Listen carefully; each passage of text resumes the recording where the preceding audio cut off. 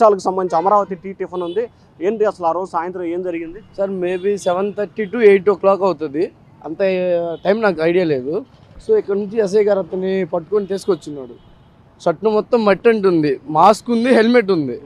So అక్కడికి వచ్చున్నాడు. So water ఇవ్వరా బాబు అని నన్ను ఎస్ఐ గారు అడిగి ఉన్నాడు. సరే వాటర్ ఇచ్చినాను, మొహం కడుక్కున్నాడు.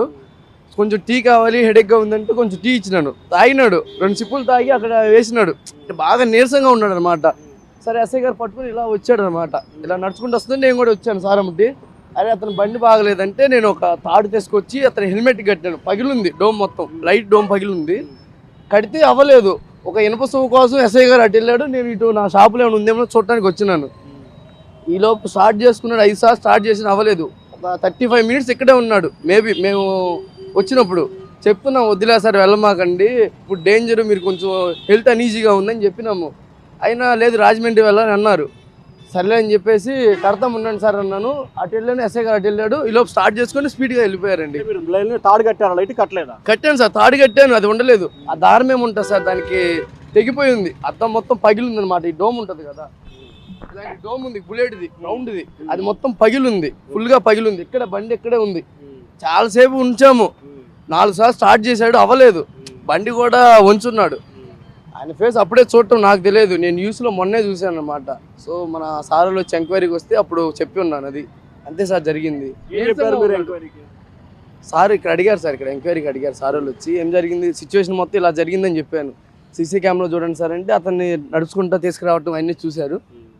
జరిగింది ఇదే సార్, 8:30, 8 లోపు అంతే అవుతుంది సార్ టైము. మీరు అతను ఎవరు ఏంటి అని అడిగారు సార్? మేము అడగలేదు.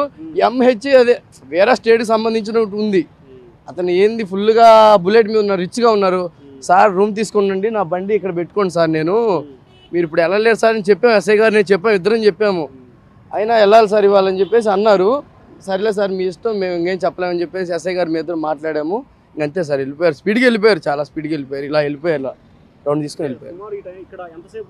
ఒక 4 hours 3 hours ఉన్నాడు సార్. అక్కడ 2 hours పడుకున్నారు.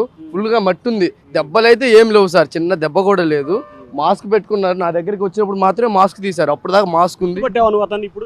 గుర్తుపెట్టాను సార్, ఆ బండి గుర్తుపట్టాను, అతన్ని గుర్తుపట్టలేదు. బండి ఆ హెల్మెట్ ని గుర్తుపట్టాను. ఆ వీడియోలు యూట్యూబ్ లో చూశాను, అప్పుడు గుర్తుపట్టాను సార్. అతని కండిషన్ ఎట్లా ఉంది నీతో మాట్లాడేటప్పుడు? నీరసంగా ఉన్నాడు సార్, నీరసంగా ఉన్నాడు. నీరసంగా అంటే నడవలేని పరిస్థితిలో నీరసంగా నడుచుకుంటా ఇలా తీసుకొచ్చారు. ఎస్ఐ గారు మేమే తీసుకొచ్చాము, ఇద్దరం ఇక్కడ తీసుకొచ్చి బుల్లెట్ దగ్గర వదిలిపెట్టాం.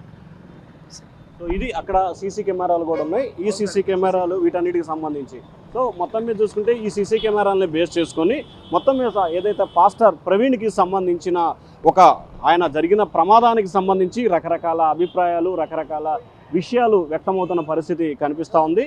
ప్రస్తుతం ఎస్ఐ గారికి సంబంధించిన ఒక్క నిమిషం సార్, ఎస్ఐ గారికి సంబంధించిన ఫోటోలు కూడా ఫోన్లో ఆయన ఎస్ఐ గారు ఫోటో తీశారు. సో ఆ ఫోన్లో కూడా మనం చూసుకోవచ్చు.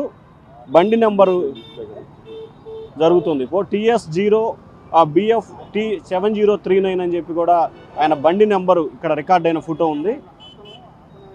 మొత్తం అంటే హెల్మెట్, ఇదిగో బండి అక్కడే మనం చూసుకోవచ్చు. ఎస్ఐ గారు ఫోన్లో ఆయన రికార్డ్ చేసిన ఫొటోసు. సో మొత్తం మీద ఇది జరిగింది.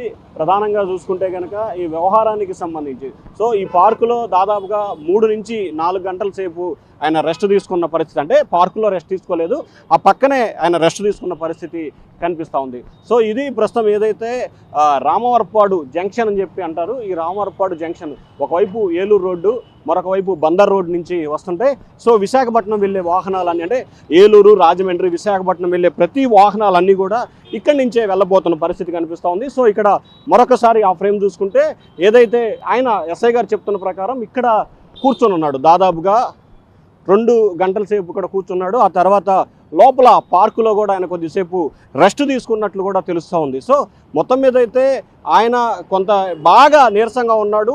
ఎందుకు నీరసంగా ఉన్నాడు ఏంటనే దానికి సంబంధించి అయితే కారణాలు తెలియదని చెప్పి టీ స్టాల్ నిర్వాహకులు